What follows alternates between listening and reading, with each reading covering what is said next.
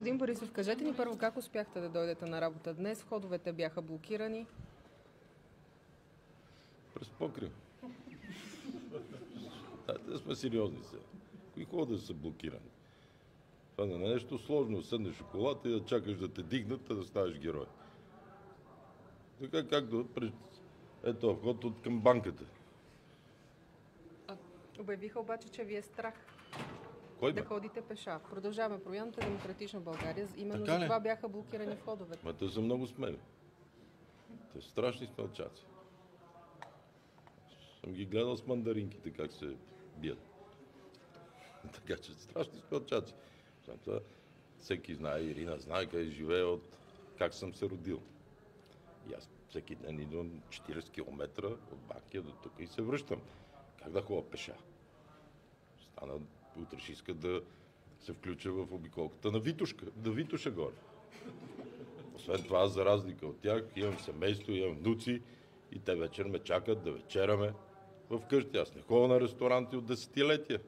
Не ходя да се шлява по улицата. Цял ден работя и вечер имам да си почина. Какво искат от мене? Къде да хода и да ме снимат? Кажете, виждате ли колко е несъстоятелно всичко? То език на омраза, тези епитети, тези изхвърляния, всяка партия от опозицията да затваря нещо. Кой им даде разрешение? Да затварят Дондуков заради 5 коли. Цяла София да се тресе от задръстване. И вие ме питате, идвам, ме питате жълти приказки. Откъде дойде? Пеша ли дойде? Ми не мога да пеша. Болят ме колената, не мога да карам по 80 км на ден пеша, за да направя на някой от вас кеф. Това ми е сериозният отговор. А вечер не се шлява по улиците, защото си имам къща, къде си стоя. Където съм се родил. Където съм си направил всичко с двете ръце. Сега даже ме беше страх да измажат, а да бодисах сам. Айде да чуеме сега и вас.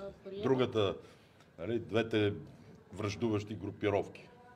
Връждуващи групировки. Но само за момент. И все пак, Бог да прости полицая, защото като полицай това ми е тъжно. И от години се политизира всичко, свързано с МВР. Използват се като оправдание за незгодите или неуспеха на политическите партии. И както дадох пример и в Русе, един битов скандал, абсолютно битов скандал, беше политизиран 10 дена по. Сега